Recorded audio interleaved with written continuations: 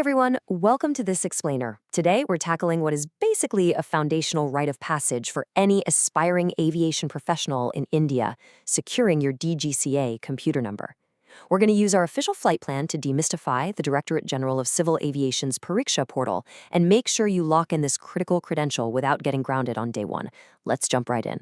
Look, getting your DGCA computer number, it isn't just checking an administrative box. It's literally a high-stakes mission.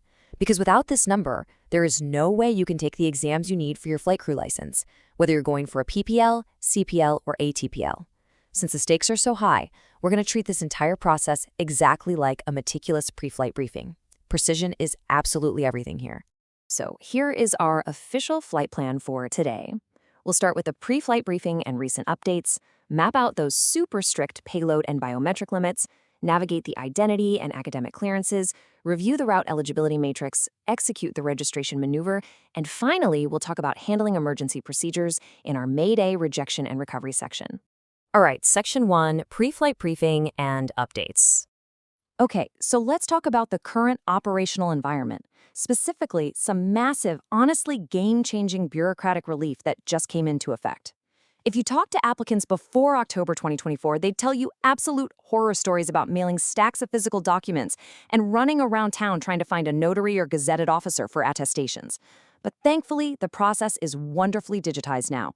As of Issue 3, Revision 0 of the manual, physical document submissions are completely eliminated, and notary attestations are gone. Self-attestation is officially your new best friend. Now, real quick on system requirements. Please don't let a clunky old browser crash your application. Make sure you're using an updated version of Chrome or Edge, specifically version 12 or higher, and obviously use a stable internet connection. Also, you need to know about the standard operating timeline. From the exact moment you hit submit, you enter a strict 15 working day service level agreement window before your computer number is actually issued. Moving on to Section 2, payload and biometric limits. This right here is the phase where a staggering number of applications just completely crash and burn before a human even reviews them, all because the system has zero flexibility. You've got to strictly respect the file size limits. We're talking a maximum of 100 kilobytes for basic certificates like your date of birth or address proofs. That bumps up to 200 kilobytes for things like logbook pages, passports, and visas. And finally, you get a 500 kilobyte limit for denser documents like your 10th and 12th mark sheets. And here's the kicker. Every single one of these documents absolutely must be in PDF format.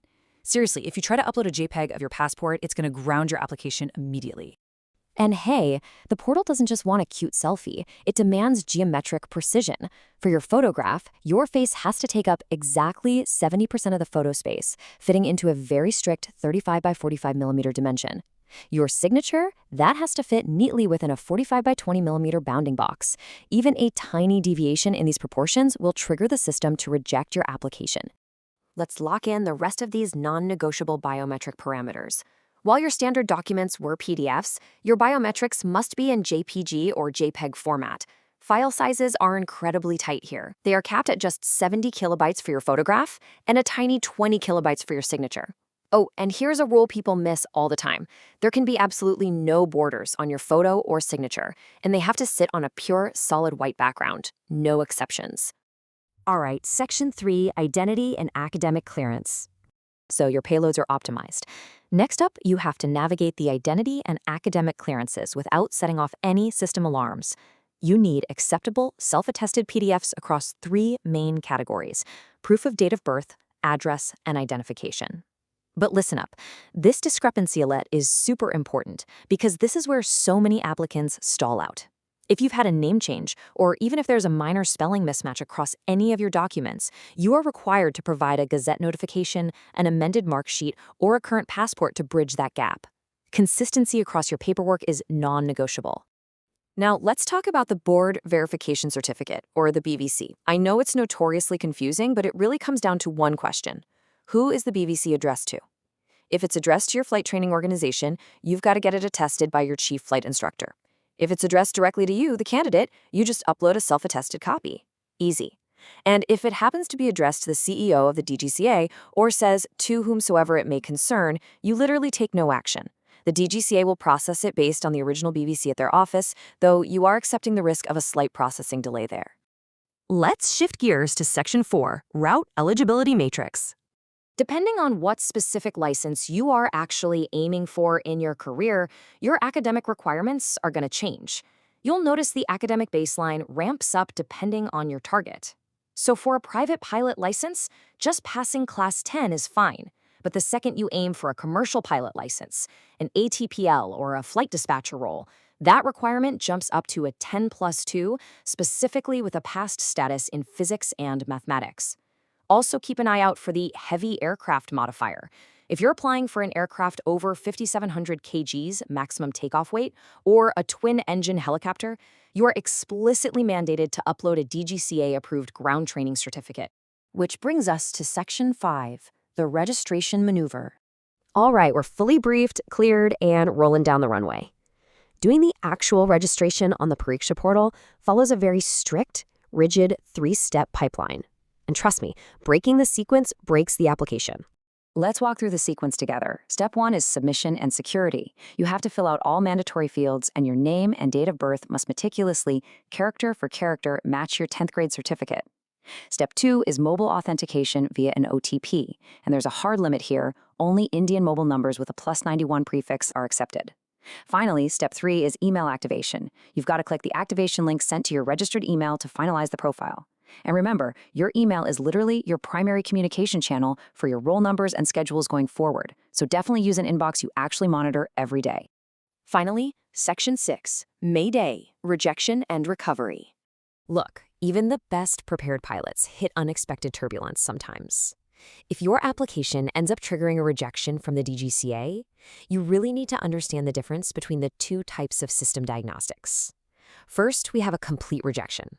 This is a terminal error, meaning it happens if your details are fundamentally incorrect or if you're missing critical experience. The outcome?